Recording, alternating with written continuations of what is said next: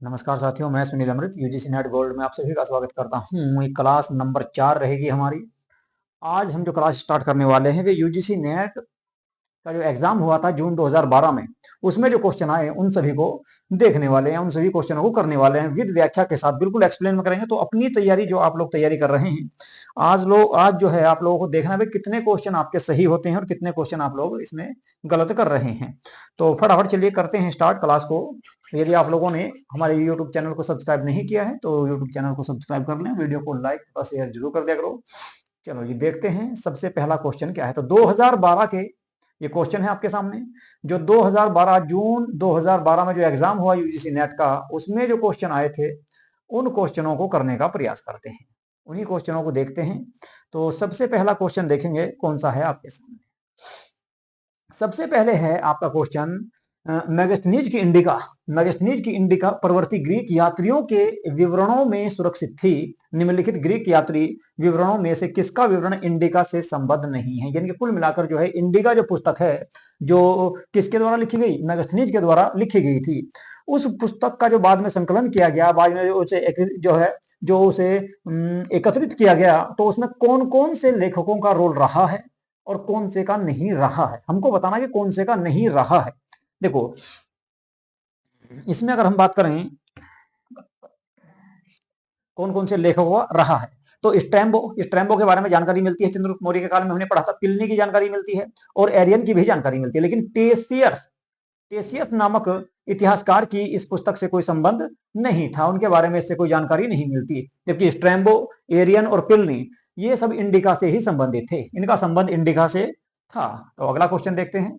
अगला जो क्वेश्चन है, निम्नलिखित सूची फर्स्ट और सूची सेकंड इसको सुमेलित कीजिए और दिए गए कूट में सही उत्तर का चयन कीजिए। ऋग्वेद दिया गया है, एक तरफ सूची 1 है, एक तरफ सूची सेकंड है।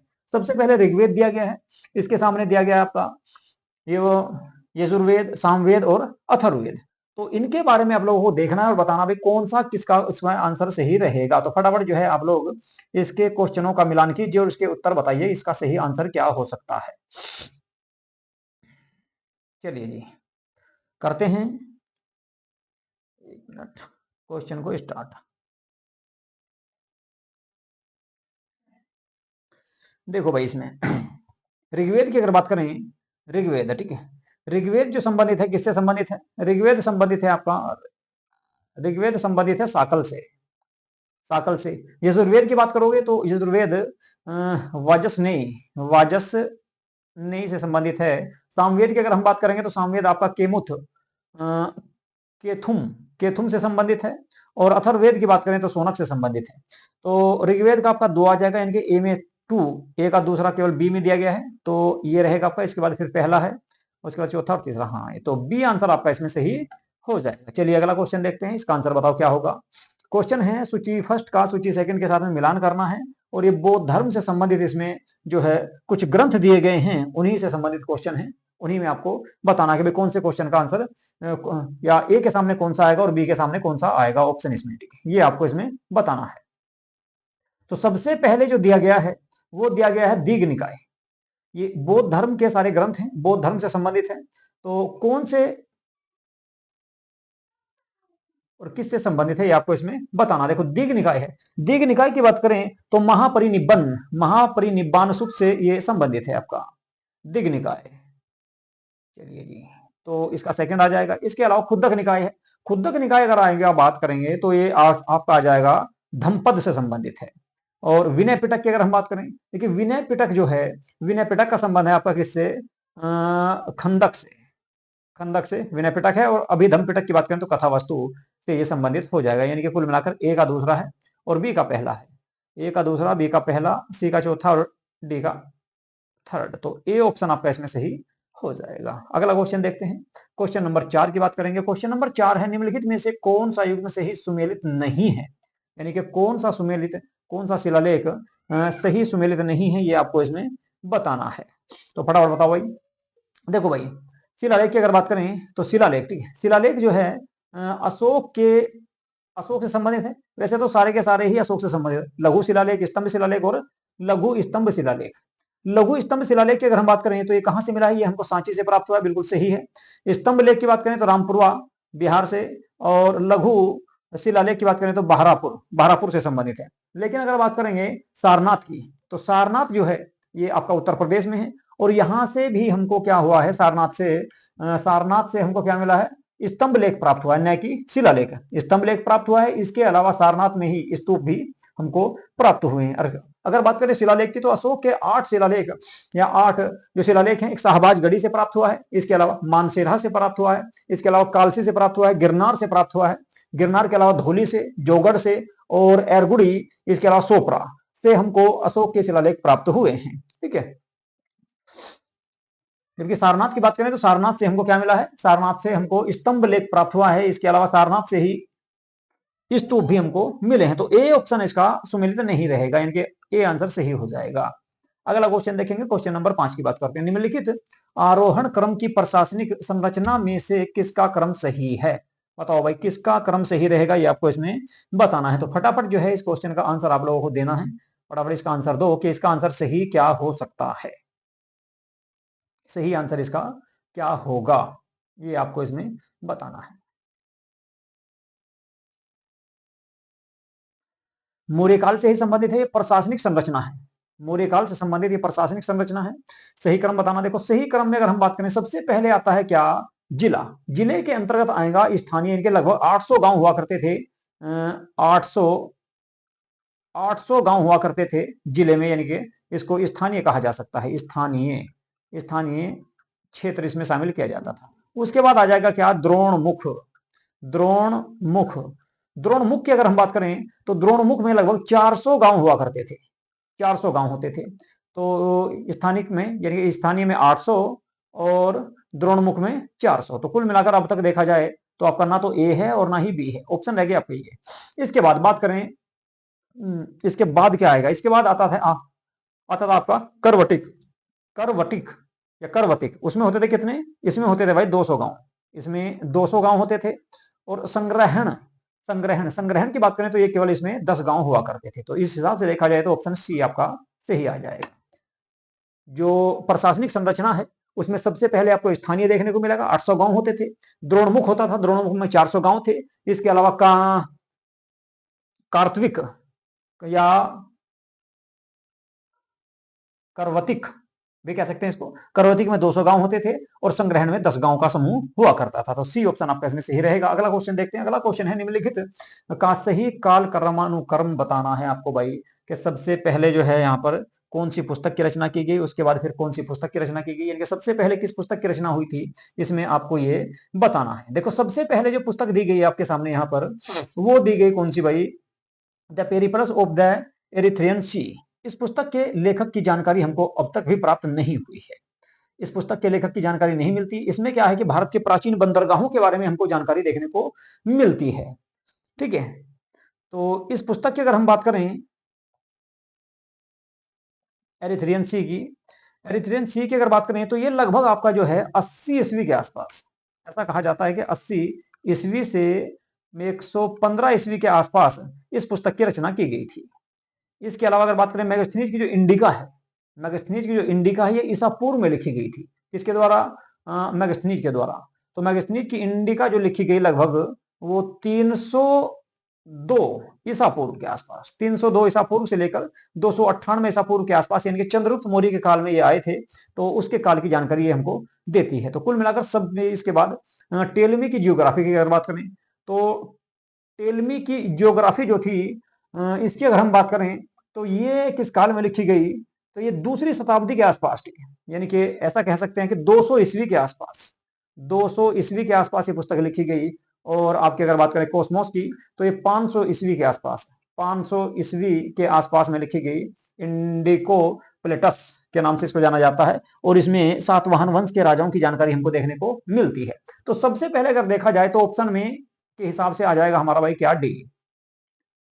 अगर ऑप्शन के हिसाब से करेंगे तो सबसे पहले डी आ जाएगा।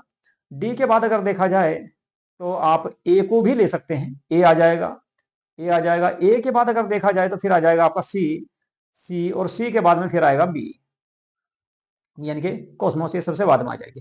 तो इस हिसाब से देखा जाए D A C B, D A C B अगर देखा जाए तो सी ऑप्शन आपका सही रहेगा इसमें भाई, सी आंसर आपका सही हो जाएगा। अगला क्वेश्चन देखते हैं। ये क्वेश्चन आपके जून 2012 में जो यूजीसी नेट का पेपर हुआ उसमें आए थे, वे क्वेश्चन मैं आप लोगों को करा रहा हूं। इसमें भी सुमेलित करने हैं आपको, सूची 1 का सूची 2 के साथ में सुमेलित करना है या उसको मिलान करना है आपका। सूची 1 का सूची 2 के साथ में इसमें आप लोगों को मिलान करना है। तो फटाफट कीजिए मिलान इसका भी, भाई कौन सा इसका आंसर सही रहेगा। देखिए भाई, सबसे पहले दिया गया है आगा दकलीज। आगा दकलीज जो था ये संकर्षण से संबंधित है।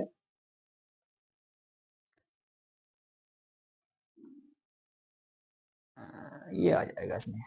इसके बाद अगर देखें कडफिसेस प्रथम, तो ये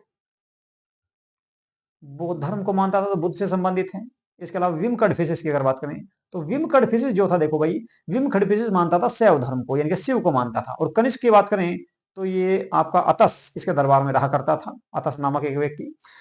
वैसे ये भी जो है बौद्ध धर्म को ही मानता था, तो कनिष्क भी बौद्ध धर्म को ही मानने वाला था। कनिष्क जो है ये भी बौद्ध धर्म को ही मानता था। तो इसका अगर देखा जाए आगा तकलीज, ये संकर्षण यानी कि आपका सेकंड का, ए का सेकंड है, बी का फर्स्ट है, और सी का कौन सा है, सी का फोर्थ है। शैव धर्म को मानता था ये, और ये थर्ड, यानी कि ए ऑप्शन आपका इस हिसाब से सही आ जाएगा इस क्वेश्चन का। अगला क्वेश्चन देखते हैं, क्वेश्चन नंबर 8 की बात करते हैं। क्वेश्चन नंबर 8 को देखो भैया, पढ़ो इसका आंसर दो। निम्नलिखित साक्ष्यों में से कौन सा रामगुप्त संबंधी प्रवर्ती साक्ष्य नहीं है, यानी कि रामगुप्त से संबंधित कौन सा साक्ष्य देखने को आपको नहीं मिलता, या रामगुप्त के बाद का कौन सा साक्ष्य आपको देखने को नहीं मिलता, उसके बारे में हम लोगों को यहाँ पर बात करनी है। ठीक है, क्वेश्चन नंबर 8 है। और रामगुप्त जो थे चंद्रगुप्त विक्रमादित्य के बड़े भाई थे। चलिए जी, इसके बारे में देख लेते हैं रामगुप्त के बारे में। तो सबसे पहले जो, अच्छा नहीं पूछ रहा कौन सा साक्ष्य नहीं मिलता, यानी कि रामगुप्त के बारे में जानकारी कौन सा प्रवर्ती साक्ष्य प्राप्त नहीं है, कौन सा साक्ष्य से जो है हमको रामगुप्त के बारे में जानकारी प्राप्त नहीं होती है जी। चलो, सबसे पहले दिया गया है सोमेश्वर का मानसोल्लास। सोमेश्वर का मानसोल्लास ये जो है, इसमें रामगुप्त के बारे में जानकारी नहीं है। जबकि हर्षचरित्र का शंकराचार्य टीका, इसमें दी गई है जानकारी। अबुल हसन अली का मजहल उल तवारीख, इसमें भी रामगुप्त के बारे में थोड़ी बहुत जानकारी प्राप्त होती है। और अमोघ वर्ष का संज्ञान ताम्रपत्र,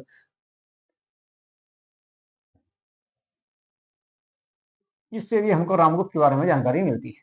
तो सोमेश्वर का मानसोल्लास एक ऐसा ग्रंथ है जो रामगुप्त संबंधी प्रवर्ती साक्ष्य नहीं है। तो ए ऑप्शन आपका इसमें सही हो जाएगा भाई, यानी कि ये नहीं है।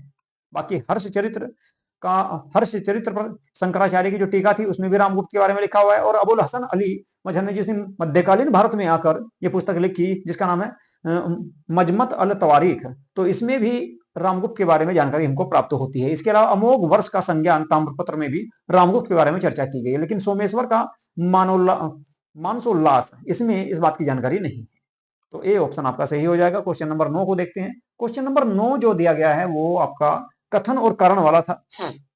कथन ए में दिया गया है उत्तर गुप्तकालीन कृषक मुख्य रूप से शूद्र वर्ग के माने गए, यानी कि उत्तर गुप्त काल में, उत्तर गुप्तकालीन यानी कि गुप्त काल में जो कृषक वर्ग था उसे शूद्र माना गया है, ऐसा इसमें कहा गया है या बताया गया है। क्या ये सही है? जी हाँ, बिल्कुल सही है। उत्तर गुप्त काल का मतलब है कि गुप्त काल से जो पहले का काल है, गुप्त काल से जो पहले का काल है, सॉरी,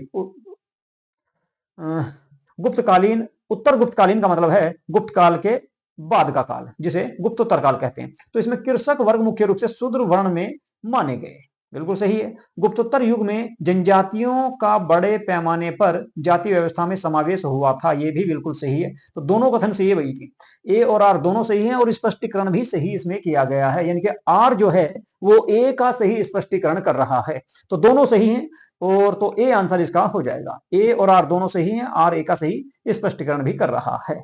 अगला क्वेश्चन देखते हैं, क्वेश्चन नंबर 10 यानी कि क्वेश्चन नंबर 10 है। नाथ मुनि ने आलवार कविताओं का संग्रह किस ग्रंथ में किया था? किसके द्वारा? नाथ मुनि के द्वारा। तो नाथ मुनि के द्वारा अलवार कविताओं का जो संग्रह किया गया वो किस ग्रंथ में या किस पुस्तक में किया गया था, ये आपको इसमें बताना है। तो देखिए, अलवार जो कवि थे ये दक्षिण भारत के थे भाई, ठीक है, दक्षिण भारत के कवि थे अलवार जो कवि थे। और अगर इसके बात करें नाथ मुनि की, तो नाथ मुनि ने अलवार कविताओं का संग्रह किया था किसमें?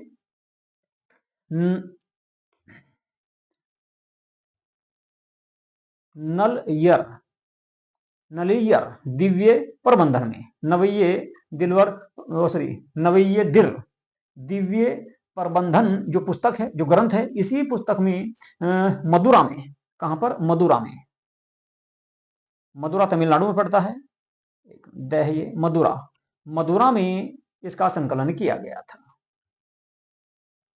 ठीक है भाई,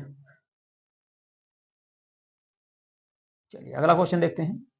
क्वेश्चन नंबर 11, रुद्रमा देवी किस वंश की रानी थी? ये आपको पहचान करनी है कि रुद्रमा जो देवी थी वो किस वंश से संबंधित थी। देखिए रुद्रमा देवी की जानकारी हमको मिलती है दक्षिण भारत में एक आपका वंश स्थापित हुआ जिसे बोलते हैं वारंगल, वारंगल, वारंगल काकतीय वंश, वारंगल के काकतीय वंश जो था इसमें ही रुद्रमा देवी के नाम की हमको जानकारी प्राप्त होती है, जो लगभग 35 वर्ष तक इसने अपना शासन किया था। कब तक?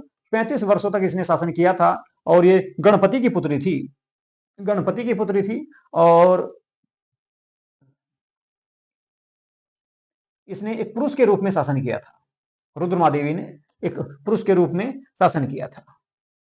इसके बाद क्वेश्चन नंबर 12 को देखेंगे। क्वेश्चन नंबर 12 फिर मिलान करने वाला है, और सूची 1 का सूची 2 से आपको मिलान करना है। इसमें सूची 1 का सूची 2 के साथ में मिलान करना है। तो फटाफट इसके आंसर बताओ भाई, मिलान करके क्या इसका सही आंसर होना चाहिए। देखो सबसे पहले दिया गया है कार्तिवर्मन, कीर्तिवर्मन, सॉरी कीर्तिवर्मन। कीर्तिवर्मन की अगर हम बात करें तो वातापी से इसका संबंध लगाया जा सकता है, वातापी से इसका संबंध लगा सकते हैं। इसके बाद सिंह विष्णु की बात करें तो सिंह विष्णु जो थे ये आपके कहां से संबंधित थे? कांचीपुरम। तो कांचीपुरम में इन्होंने जो है मंदिर का निर्माण भी करवाया था, तो कांचीपुरम आ जाएगा। दंतीवर्मन की बात करेंगे, दंतीवर्मन जो था ये महाराष्ट्र के क्षेत्र में था, और इसकी बात करें तो ये मान्यखेत इसकी राजधानी हुआ करती थी। विजाल्य की बात करें तो विजाल्य ने तंजौर को शुरुआत में अपनी राजधानी स्थापित की। ठीक है, तो इस हिसाब से देखा जाए पहले का ए है, दूसरे का अगर बात करें तो कांचीपुरम तीसरा है, बी का थर्ड है, बी का थर्ड 2 में दिया गया है, और ये वाला है, यानी कि बी ऑप्शन सही हो जाएगा इस हिसाब से। नहीं, एक मिनट रुको, एक मिनट, शुरू का तो क्वेश्चन सही था बिल्कुल, पहले का तो ए है, इसे काटो भाई, फर्स्ट का ए है, तो फर्स्ट का ए केवल डी में दिया गया है, फर्स्ट का ए है, बी का थर्ड है, सी का कौन सा बैठेगा? सी का बैठेगा फोर्थ, मान्य खेत। ठीक है, और ये तो डी ऑप्शन आ जाएगा, डी आंसर आपका सही होगा इसमें। अगला क्वेश्चन देखते हैं, क्वेश्चन नंबर 13 की बात करेंगे। क्वेश्चन नंबर 13 जो है, निम्नांकित प्राचीन साहित्यिक ग्रंथों में से किसमें चित्रकला संबंधित एक स्वतंत्र अध्याय है? यानी कि अलग से ही एक चैप्टर दिया गया है, एक अध्याय बनाया गया है चित्रकला से संबंधित। तो कौन सी पुस्तक में है? वो है आपका विष्णु धर्मोत्तर पुराण नाम से एक पुस्तक है, विष्णु धर्मोत्तर पुराण। तो इस पुस्तक में जो है विष्णु धर्मोत्तर पुराण जो पुस्तक है, इस पुस्तक में, ये वाली ऊपर वाली, ठीक है, इस पुस्तक में चित्रकला से संबंधित एक अलग से अध्याय दिया गया है। जबकि पंचतंत्र में आपका जातक कथाओं की जानकारी भी देखने को मिलती है, नाट्यशास्त्र में संगीत से संबंधित है, और पंच सिद्धांतिका ये आपका ब्रह्मांड से संबंधित है। अगला क्वेश्चन देखेंगे, क्वेश्चन नंबर 14 की बात करेंगे। क्वेश्चन नंबर 14 जो है ये चोल वंश से संबंधित है भाई। निम्नलिखित में से चोल वंश का राजस्व अधिकारी कौन होता था?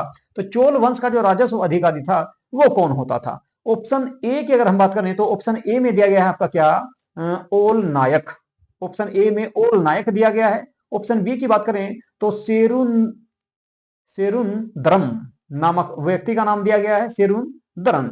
इसके बाद अगर बात करें सी की तो इसमें है आपका वरितोपग, वरितोपग ककक, और डी में है आपका मेरु मक्कलन, मेरु मक्कलन। तो देखिए चोल काल में जो राजस्व अधिकारी होता था, राजस्व जो लिया जाता था, तो वो कुल उपज का 1/3 भाग तक वसूल किया जाता था राजा के द्वारा।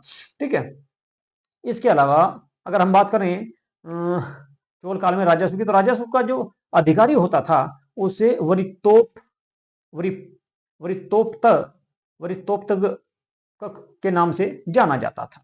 अजीब सा नाम है भाई, बिल्कुल नहीं। ठीक है, इसके अलावा बात करें सेरुंदक की, सेरुंद्रम, सेरुंद्रम जो था ये कनिष्ठ पट जो है पदाधिकारी होता था, कनिष्ठ यानी कि वरिष्ठ, नी कनिष्ठ, कनिष्ठ मतलब युवा। ठीक है, युवा पदाधिकारी हुआ करता था, पदाधिकारी होता था। इसके अलावा जो चोलकाल की जो सभा होती थी उसे पेरुमक्कल कहते थे, सभा को, ये सभा होती थी, ये एक प्रकार की सभा थी भाई। ठीक है, इसके अलावा अगर बात करें ओल नायक की, तो ये आपका सेनानी होता था। और इसके अलावा चोल काल में जो कासू था, कासू, कासू सोने का सिक्का हुआ करता था। किसका? सोने का सिक्का हुआ करता था, ये सोने का सिक्का था। इसके अलावा अगर बंदरगाह की बात करें चोल काल में, तो एक आपका कैंटन के नाम से एक बंदरगाह था, कैंटन, कैंटन के नाम से बंदरगाह था। इसके अलावा पुहार या आपका कावेरीपट्टनम के नाम से भी यहाँ पर एक बंदरगाह हुआ करता था।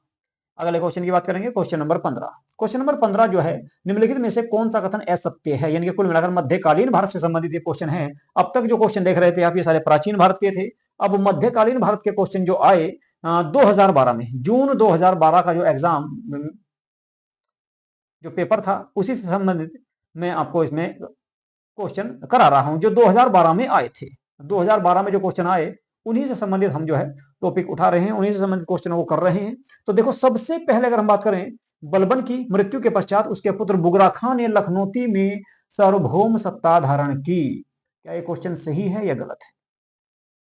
क्या ये क्वेश्चन सही है या गलत है? कुल मिलाकर हमको असत्य कथन पहचानने हैं कि असत्य कथन कितने हैं इसमें, ठीक है, कौन कौन से असत्य कथन हैं, ये देखने हैं। देखो भाई, बलबन की मृत्यु के बाद उसका जो पुत्र था बुगरा खां, बुगरा खां बंगाल में ही रहा, वो दिल्ली नहीं आया, और उसने जो है बंगाल में ही लखनौती में अपनी सत्ता स्थापित की। जबकि उसका पुत्र जो था, उसके पुत्र को दिल्ली में गद्दी पर बैठाया गया, उसके पुत्र को दिल्ली में गद्दी पर बैठाया गया था।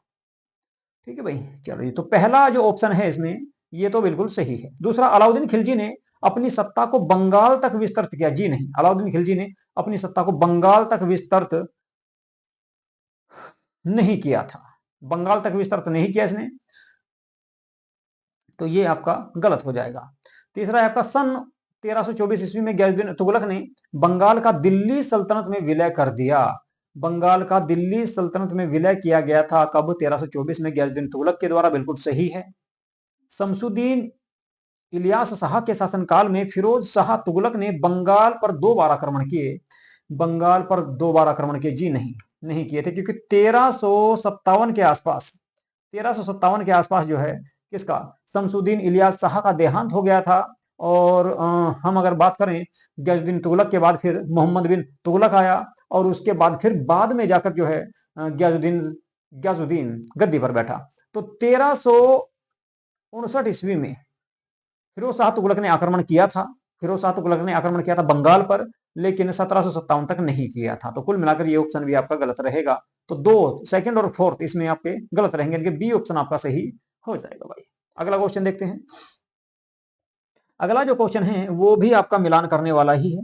एक तरफ आपके कुछ जो है संत दिए गए हैं, और दूसरी तरफ उनकी जो है खानकाह यानी कि दरगाह कहां पर है, या कहां पर वे निवास किया करते थे, उसके बारे में पूछा गया है। तो फटाफट जो है आपको इसका आंसर देना है। तो बताओ फटाफट जो है इस क्वेश्चन का आंसर क्या हो सकता है। क्वेश्चन नंबर 16 है आप लोगों के सामने, और सबसे पहले दिया गया आपका शेख मोइनुद्दीन चिश्ती। आप सभी जानते होंगे शेख मोइनुद्दीन चिश्ती जो है अजमेर में इनकी दरगाह है, तो अजमेर से संबंधित है, अजमेर में इनकी दरगाह है, तो ये अजमेर से संबंधित हैं।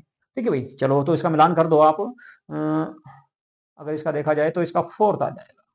इसके बाद शेख बहाउद्दीन जकारिया, शेख बहाउद्दीन जकारिया की बात करें तो ये मुल्तान में निवास करते थे, इनकी खानकाह जो है मुल्तान में थी भाई, मुल्तान में। इसके बाद शेख फखरुद्दीन मसूदगंज ए शक्कर की बात करें तो ये अजोधन नामक स्थान पर निवास करते थे, अजोधन। इसके अलावा शेख निजामुद्दीन ओहलिया की बात करें तो दिल्ली में निजामुद्दीन जो रेलवे स्टेशन है इन्हीं के नाम पर है। तो डी का पहला आएगा, देखो कौन से में, इसमें डी का पहला, सारों में डी का पहला दिया गया है। अच्छा, ए का कौन सा है? तो ए का आना चाहिए भाई आपका अजमेर, यानी कि फोर्थ।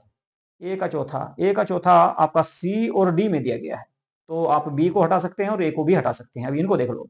इसके बाद बी का तीसरा, बी का जो है वो तीसरा है, बिल्कुल सही है। तो बी का तीसरा इसमें है, लेकिन इसमें नहीं है, तो इसको भी हटा दो, फिर सी ऑप्शन सही रहेगा भाई। तो आंसर आ जाएगा हमारा सी।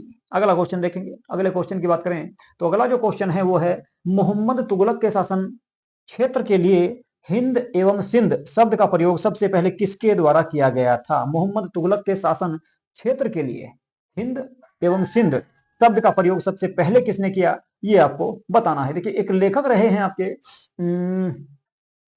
हिंद एवं सिंध का जो प्रयोग किया सबसे पहले मोहम्मद बिन तुगलक के शासनकाल में, वो किया गया था किसके द्वारा भाई? इब्न बतूता के द्वारा। तो इब्न बतूता के द्वारा सबसे पहले हिंद एवं सिंध शब्द का प्रयोग किया गया। इब्न बतूता की अगर मैं बात करूं तो ये अफ्रीकी यात्री था। अफ्रीका में एक देश पड़ता है मोरक्को। मोरक्को मोरक्को से आया था और ये फिरोज शाह तुगलक के शासनकाल में भी रहा है। तो इब्न बतूता के द्वारा सबसे पहले फिरोज शाह तुगलक के शासनकाल के क्षेत्र के लिए हिंद एवं सिंध शब्द का प्रयोग किया गया था। इसकी पुस्तक है, अगर बात करें इब्न बतूता की, तो रेहला नामक पुस्तक इसके द्वारा लिखी गई थी। रेहला नामक पुस्तक इसने लिखी थी। चलिए जी अगला क्वेश्चन की बात करें। बर्नी की बात करें, जियाउद्दीन बर्नी, इसने मोहम्मद बिन तुगलक के बारे में, मोहम्मद बिन तुगलक को सबसे पढ़ा लिखा मूर्ख शासक इसी ने कहा था। अगला क्वेश्चन है क्वेश्चन नंबर 18, महमूद गवा के बारे में है। महमूद गवा ने बहमनी अमीर वर्ग की शक्तियों पर अंकुश लगाने के लिए क्या कदम उठाए? तो बहमनी साम्राज्य से ये क्वेश्चन है आपका। इसका आंसर आपको बताना है कि जो है कौन कौन से इसमें आंसर आपके सही हो सकते हैं या कौन कौन से आंसर हमारे सही इसमें हैं, उसके बारे में। चलिए जी, सबसे पहले है नंबर 1 पर दिया गया है। नंबर 1 पर दिया गया है, उसने भूमि अनुदानों के आकार को कम कर दिया। बिल्कुल सही है, उसने कर घटाया था अपने राज्य में, अपने लोगों पर, अपनी प्रजा पर से उसने क्या करा, भूमि अनुदानों से कुछ कर कम कर दिया था, ये सही है। उसने राज्य के प्रत्यक्ष अधिकार क्षेत्र में आने वाले भू क्षेत्र को विस्तृत किया, यानी कि अपने साम्राज्य का उसने विस्तार किया, ये भी सही है। उसने गवर्नरों को एक से अधिक किलों पर नियंत्रण रखने की अनुमति नहीं दी। उसने कहा भाई एक गवर्नर को केवल एक ही किले पर नियंत्रण स्थापित करना है, अधिक पर नहीं करना है। इसके बाद उसने भूमि लगान की दर को बढ़ाया नहीं था, उसने भूमि लगान की दर को कम किया था, बढ़ाया नहीं था। तो तीसरा भी सही रहेगा। तो पहला दूसरा तीसरा ही इसमें सही है, चौथा ऑप्शन आपका गलत है। चौथा आपका इन सारों में दिया गया, बाकी में ये सारे गलत हो जाएंगे। क्वेश्चन नंबर 19 की बात करेंगे। क्वेश्चन नंबर 19 आपके सामने आ चुका है। निम्नलिखित में से सही कलानुक्रम आपको बताना है जी, सही कलानुक्रम बताना कि भाई सबसे पहले कौन आए, कौन से संत आए। ये संत है एक तरह से, देखिए चैतन्य है, एकनाथ है, सूरदास है और तुलसीदास का तो नाम आपने सुना ही होगा, तुलसीदास है। तो ये एक संत हैं, ये चारों संत हैं और इनके बारे में बताना कि सबसे पहले कौन से संत आए और उसके बाद में कौन से संत आए। ठीक है, तो कुल मिलाकर इनका काल देखा जाएगा। देखो भाई, सबसे पहले अगर बात करें हम चैतन्य की, तो चैतन्य का जो कार्यकाल रहा वो लगभग आपका कब से रहा, 1486 के आसपास। 1486 के आसपास इसका काल माना जाता है। सूरदास की अगर हम बात करें तो सूरदास का जो कार्यकाल माना जाता है वो, या जो है जीवन काल माना जाता है, वो 1483 के आसपास माना जाएगा।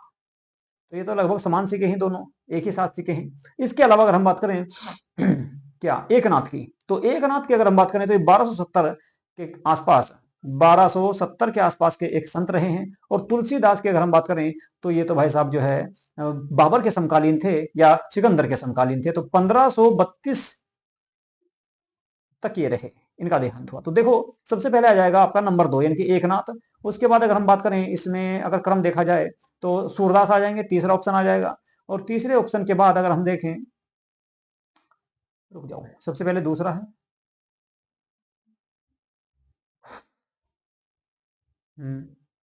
उसके बाद तीसरा आना चाहिए, उसके बाद चौथा यानी कि सॉरी पहला, और उसके बाद फिर चौथा। तो ये क्रम इसका होना चाहिए, ये क्रम होना इसका चाहिए। लेकिन देखो ऑप्शन में ये क्रम बिल्कुल भी नहीं दिया गया है। दूसरा सबसे पहले दिया गया है इसमें ए में, लेकिन फिर उसके बाद पहला नंबर दे दिया, फिर तीसरा, फिर चौथा, यानी कि 3 की जगह 1 और 1 की जगह 3 कर दिया इसमें। तो आयोग ने यूजीसी नेट के द्वारा इस क्वेश्चन को डिलीट किया गया था ऑप्शन के अनुसार, क्योंकि ऑप्शन इसमें कोई सा भी सही नहीं था। ठीक है, लेकिन अगर आप इसमें जाना चाहते हो तो फिर आप इसमें ए लगा सकते हो बस। ठीक है, ए को ही आप लगा सकते हो क्योंकि उसी में थोड़ा सा जो है मिलान देखने को मिलता है। लेकिन इसमें भी ये दोनों बी और सी गलत दिए गए हैं।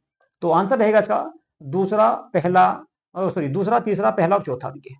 तो ये आंसर इसका सही था, इसलिए आयोग ने इसको हटा दिया था भाई। अगला क्वेश्चन देखते हैं। वैसे मैंने इनके सन आपके सामने डाल दिए, आप इसमें देख सकते हो। अगला क्वेश्चन की बात करें तो अगला जो क्वेश्चन है हमारा वो है, किसके कथानुसार मुगल हरम सच्चरिता का मंडप था? यानी कि कौन सा वो इतिहासकार है, कौन सा वो लेखक है जिसने ये कहा कि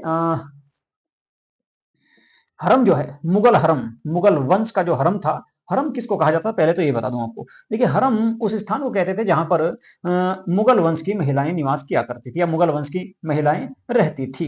ठीक है, उसको हरम कहा जाता था।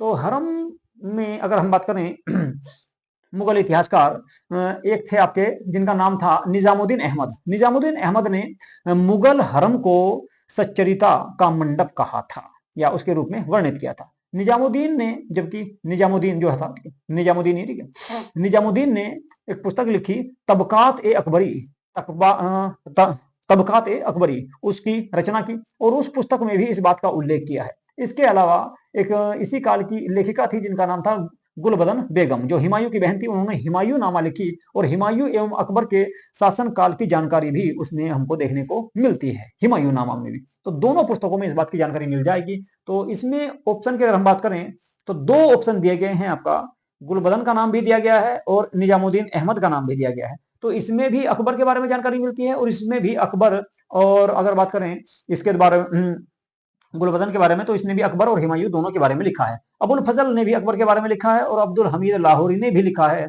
लेकिन ये हरम सचरिता का मंडप था, इस बात की चर्चा निजामुद्दीन ओलिया के द्वारा अपनी पुस्तक तबकात ए अकबरी में की गई है। पुस्तक का नाम मैं लिख देता हूं, तबकात ए अकबरी, तबकात ए अकबरी,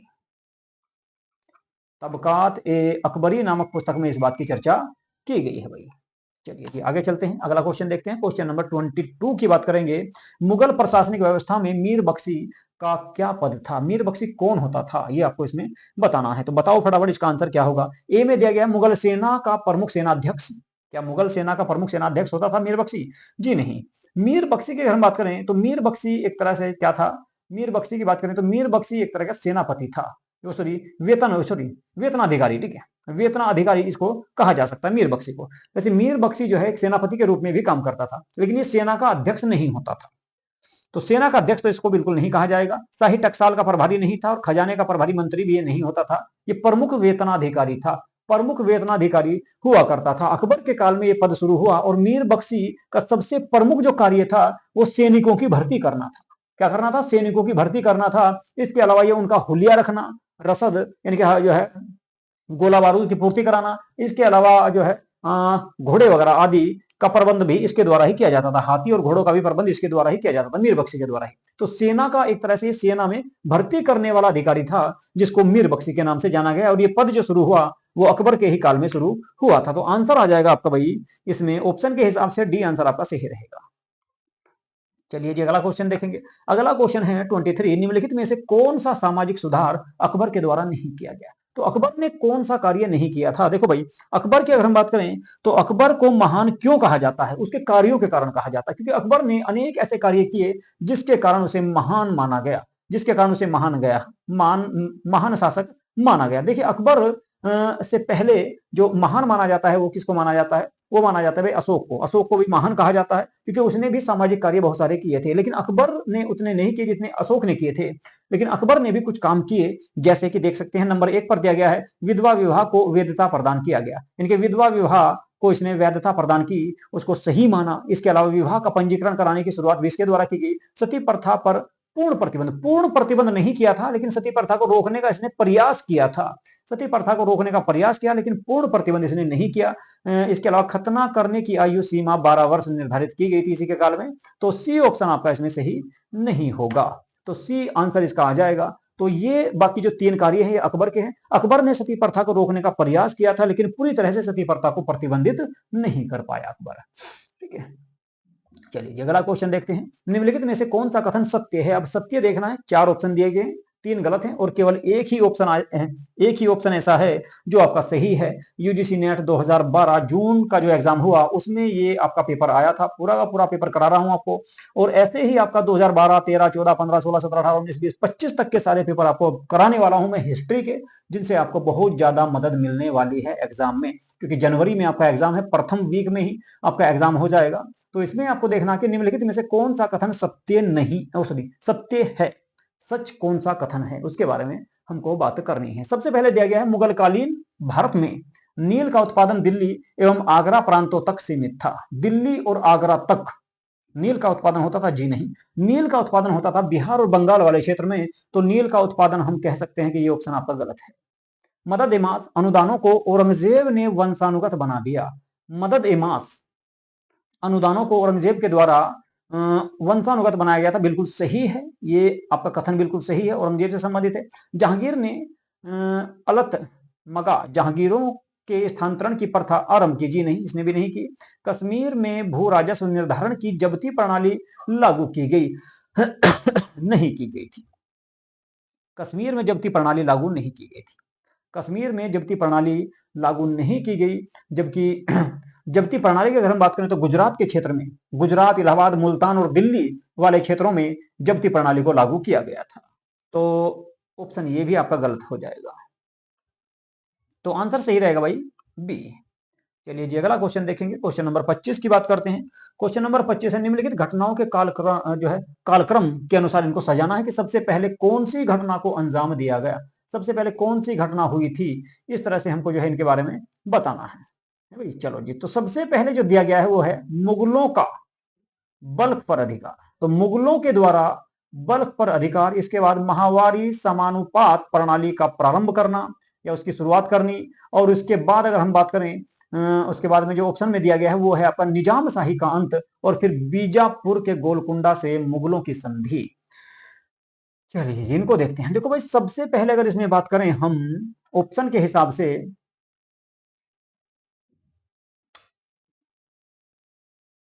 निजाम शाही का जो अंत किया गया था तो वो 1633 में किया गया। निजाम शाही का अंत कब हुआ? 1633 में। 1633 में निजाम शाही का अंत किया गया, और इस समय जो है शाहजहां मुगल वंश के शासक हुआ करते थे, क्योंकि आपका निजाम जो था, निजाम शाह, निजाम का जो अंतिम सुल्तान था जिसका नाम था हुसैन शाह, हुसैन शाह को कैद करके ग्वालियर भेज दिया गया। अहमदनगर का मुगल साम्राज्य में विलय कर दिया गया था 1633 ईस्वी में। ठीक है, तो किसके काल में? शाहजहां के काल में। इसके बाद माहवारी समानुपात प्रणाली प्रारंभ, ये जो प्रणाली प्रारंभ हुई ये वही आपकी इसको देखा जाए तो बाबर, सॉरी हुमायूं और अकबर के शासनकाल से संबंधित है। तो सबसे पहले अगर इसमें देखा जाए ऑप्शन में तो पहले नंबर पर तो यही देखने को मिलेगा, ऐसा कोई निश्चित सन नहीं है। सॉरी दूसरे ऑप्शन का भाई, दूसरे ऑप्शन का दूसरा जो ऑप्शन है सबसे पहले ये दिखेगा। और बल्ख पर अधिकार जो किया गया, बल्ख पर जो अधिकार किया गया था वो किया गया था भाई 1646 ईस्वी में। कब? 1646 ईस्वी में किया गया था बल्ख पर अधिकार। इसके अलावा बीजापुर एवं गोलकुंडा से जो मुगलों की संधि हुई वो कब हुई भाई? वो हुई थी 1636 में, 1636। तो इस हिसाब से देखा जाए तो सबसे पहले आना चाहिए ऑप्शन नंबर 2। उसके बाद अगर देखा जाए इनमें ऑप्शन नंबर, निजाम शाही का अंत हुआ, तीसरा है। उसके बाद आपका हाँ ये वाला 36 वाला, तो फिर ये आपका चौथा हो जाएगा। और सबसे बाद में आ जाएगा देखने को आपको 46, यानी कि बल्ख पर अधिकार, ये 1646 यानी कि नंबर एक रहेगा। तो दूसरा, तीसरा, चौथा और पहला, दूसरा, तीसरा, चौथा, पहला केवल ए ऑप्शन में दिया गया है, तो ए ऑप्शन आपका इसमें सही हो जाएगा। अगला क्वेश्चन देखते हैं। अगला जो क्वेश्चन है, अगले क्वेश्चन की अगर हम बात करेंगे तो निम्नलिखित में से कौन सही कालक्रम के अनुसार व्यवस्थित है, ये आपको इसमें बताना है। कालक्रम के अनुसार कौन व्यवस्थित किए गए हैं ये इसमें हमको बताना है कि फटाफट बता दो क्या इसका सही आंसर होगा भाई। क्वेश्चन नंबर 26 है आपके सामने और इसका आंसर आपको बताना है।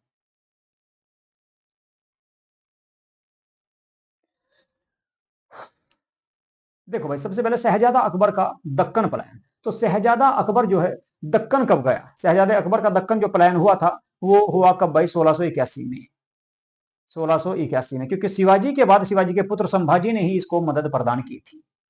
इसके अलावा औरंगजेब द्वारा गोलकुंडा की विजय, औरंगजेब के द्वारा गोलकुंडा को कब जीता गया? तो 1687 ईस्वी में जीता गया।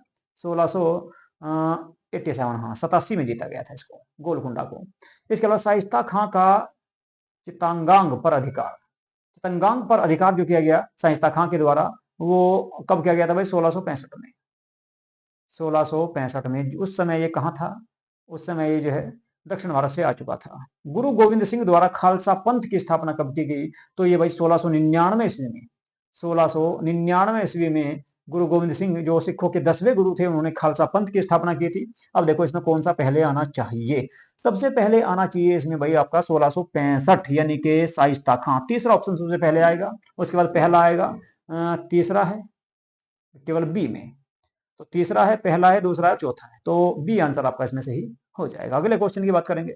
अगला जो क्वेश्चन है, नीचे दो वक्तव्य दिए गए हैं, एक को कथन ए और दूसरे को कारण आर कहा गया है, औरंगजेब के शासनकाल के उत्तरार्ध में मुगल अमीर वर्ग में राजपूत मनसबदारों की संख्या में कमी आई। और बी में दिया गया औरंगजेब ने दक्कन में आए अमीरों को बड़ी संख्या में जहांगीरें प्रदान की। तो कौन सा क्वेश्चन इसमें सही है, कौन सा कथन सही है, कौन सा कारण सही है, या कथन और कारण दोनों सही है, या फिर इसमें कोई सा गलत है, तो ये आपको बताना है। फटाफट इसमें जो है इसके आंसर आप लोगों को देने हैं। तो बताओ भाई कौन सा इसका सही आंसर होगा। देखो भाई, औरंगजेब के काल में, औरंगजेब के शासनकाल में उत्तरार्ध में, जब शुरुआत में जब औरंगजेब ने अपने पिता को कैद कर लिया, किसको, शाहजहां को, तो उसके बाद क्या हुआ कि मुगल अमीर वर्ग में राजपूत मनसबदारों की संख्या कमी हुई, उसमें कम देखने को मिले, क्योंकि जो है राजपूतों का विश्वास कम था औरंगजेब पर, लेकिन बाद में बढ़ा, फिर बाद में संख्या बढ़ाई गई थी, लेकिन शुरुआत में संख्या इसमें कम देखने को मिलती है। बिल्कुल सही है आपका ऑप्शन ए।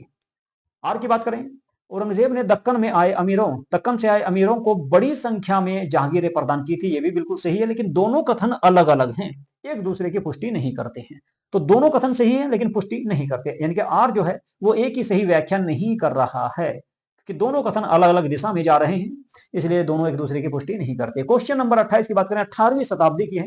18वीं शताब्दी में मुगल सम्राटों के नाम पर विचार कीजिए, यानी कि सबसे पहले कौन सा शासक आया, उसके बाद कौन सा शासक आया, उसके बाद कौन सा शासक आया, कुल मिलाकर इनका कालक्रम हमको सजाना है।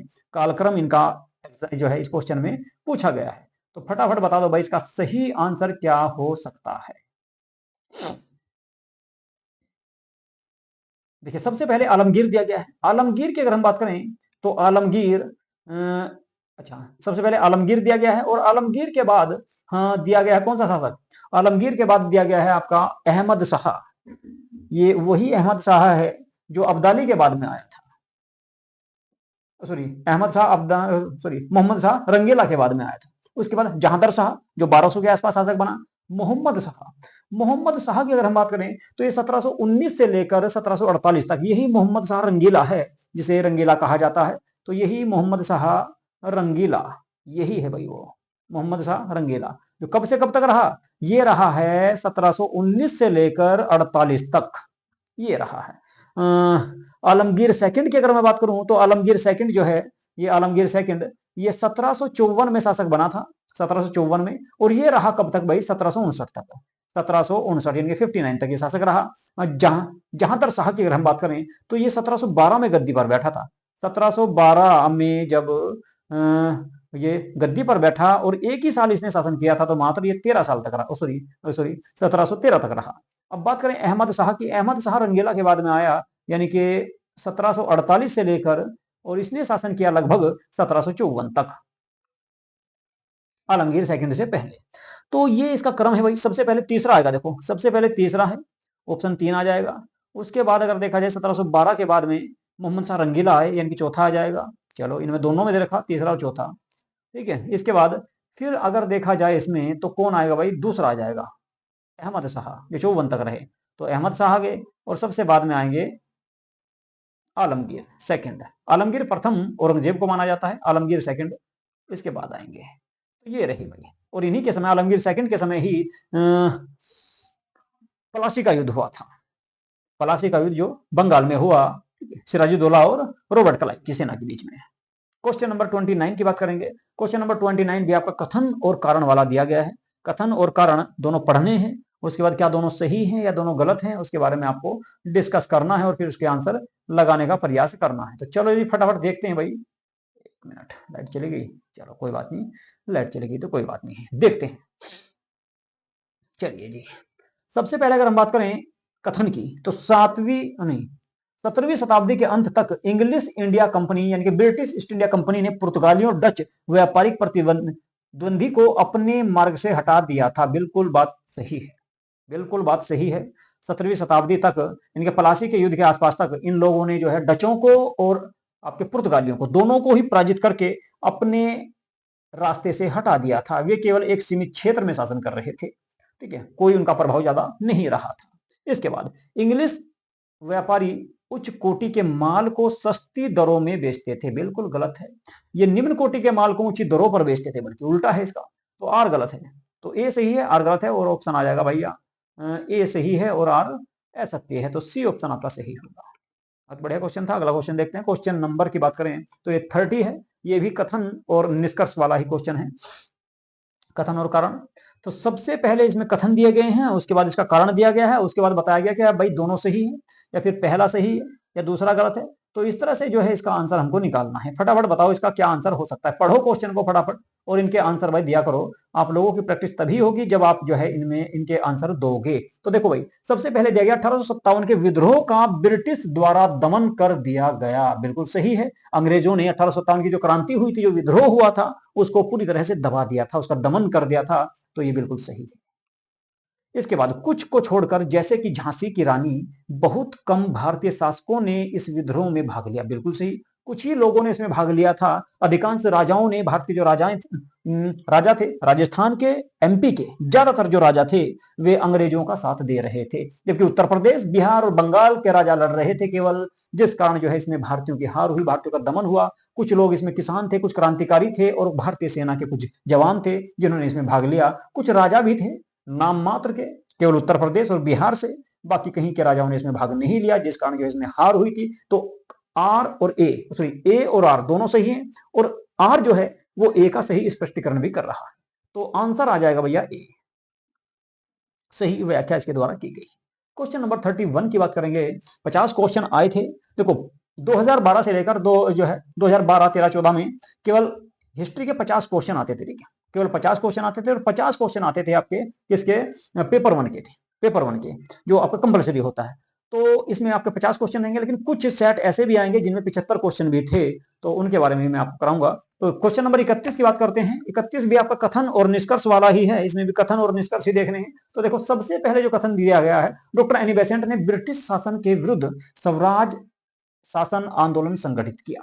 क्या यह कथन सही है? और आर में दिया गया है, भारत की जनता के सभी वर्गों को धार्मिक चिंतन से ऊपर एकल राजनीतिक नारे के आधार पर संगठित करना चाहती थी।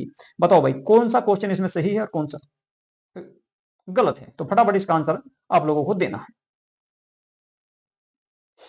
बता दो कौन सा इसका क्वेश्चन सही रहेगा, कौन सा, क्या कथन सही है या गलत है। देखो एनी बेसेंट जो थी, एनी बेसेंट के द्वारा एक आंदोलन शुरू किया गया था जिसे कहा गया होम रूल लीग आंदोलन।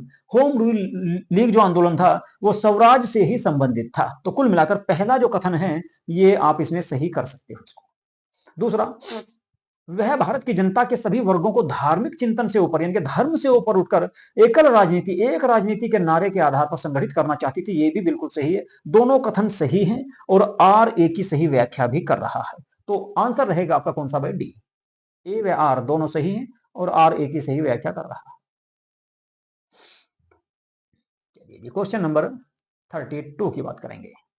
रॉबर्ट क्लाइव ने मुगल शासक से बंगाल, बिहार और उड़ीसा की दीवानी किस वर्ष प्राप्त की? देखो एक युद्ध हुआ था, बक्सर का युद्ध। बक्सर का युद्ध कब हुआ? तो 1764 में हुआ था।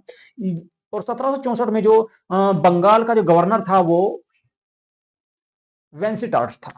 कौन था भाई? वेंसीटार्ट। तो वेंसीटार्ट के काल में ये युद्ध हुआ, लेकिन जब युद्ध हार गए भारतीय और अंग्रेजों की जीत हुई, तो उस समय भारत के गवर्नर बनकर आए थे रॉबर्ट क्लाइव, बंगाल के गवर्नर, सॉरी, ठीक है। और इन्होंने ही इलाहाबाद की संधि की दिल्ली के शासक व अवध के नवाब सुजाउद्दौला के साथ में, जिसे जो है, जिस कारण इनको बंगाल, बिहार और उड़ीसा की दीवानी प्राप्त हुई। कब? 1765 में। तो आंसर आ जाएगा भाई 1765। तो इसका जो सही आंसर होगा वो होगा आपका 1765। 1765। अब बात करें 1761 की। 1761 में पानीपत का तीसरा युद्ध हुआ था। 1761 में क्या हुआ? पानीपत का तीसरा युद्ध हुआ था। किस किस के बीच में? मराठों और अहमद शाह अब्दाली के बीच में। अगला क्वेश्चन देखते हैं। क्वेश्चन नंबर 33 है, बेसिन संधि 1802 किस किस के बीच में हुई थी? बेसिन जो संधि है वो 1802 की बात है। 1802 की बात है। तो किस किस के बीच में ये संधि देखने को मिली या किस किस के बीच में ये संधि हुई थी, ये आपको इसमें बताना। देखो बेसिन की जो संधि है वो मराठों से संबंधित है। बेसिन की जो संधि है वो मराठों से संबंधित है, और उस समय बालाजी राव सेकंड जो है मराठे पेशवा हुआ करते थे। तो इंग्लिश और पेशवा बाजीराव सेकंड के बीच में ये संधि हुई थी। इसके बाद 1803 में भी हुई। फिर 1803 की अगर मैं बात करूं तो उस समय देवगांव की संधि हुई थी। देवगांव, ये भी मराठों व अंग्रेजों के बीच में हुई थी, देवगांव की संधि। ठीक है, रघुराव जी भोसले उस समय जो है थे, और अंग्रेजों के बीच में ये संधि देखने को मिली थी, देवगांव की मंडी। देवगांव की संधि जो 1803 में हुई। एनी बेसेंट द्वारा प्रारंभ किया गया स्वराज शासन आंदोलन का लक्ष्य क्या था, ये बताना है भाई। बढ़िया क्वेश्चन है, देखो पढ़ो और इसका आंसर दो। उम्मीद है कि आप सभी इसका आंसर दे सकते हो आसानी से। विदेशी वस्तुओं का बहिष्कार करना, भारतीय जनता को शिक्षित करना, या भारत के लिए स्वशासन प्राप्त करना और प्रशासन में ब्रिटिश एकाधिकार के विरुद्ध आंदोलन करना, क्या इसका मेन उद्देश्य था। जो आंदोलन शुरू किया गया था स्वराज आंदोलन, जिसे होम रूल लीग के नाम से जाना गया, जो अप्रैल 1916 में स्टार्ट हुआ था, ठीक है, अप्रैल 1916 में, जिसकी शुरुआत हमको देखने को मिलती है। तो बताओ इसका मेन उद्देश्य क्या था। देखिए इसका मेन उद्देश्य जो था, इसमें बाल गंगाधर तिलक ने भी कुछ क्षेत्रों का नेतृत्व किया था। इसका जो आंदोलन था, विदेशी वस्तुओं का बहिष्कार करना बिल्कुल नहीं था, भारतीय जनता को शिक्षित करने का कोई ज्यादा उद्देश्य नहीं था, लेकिन भारतीयों के लिए स्वशासन प्राप्त करना इसका सबसे मेन उद्देश्य था। तो सी आंसर हो जाएगा।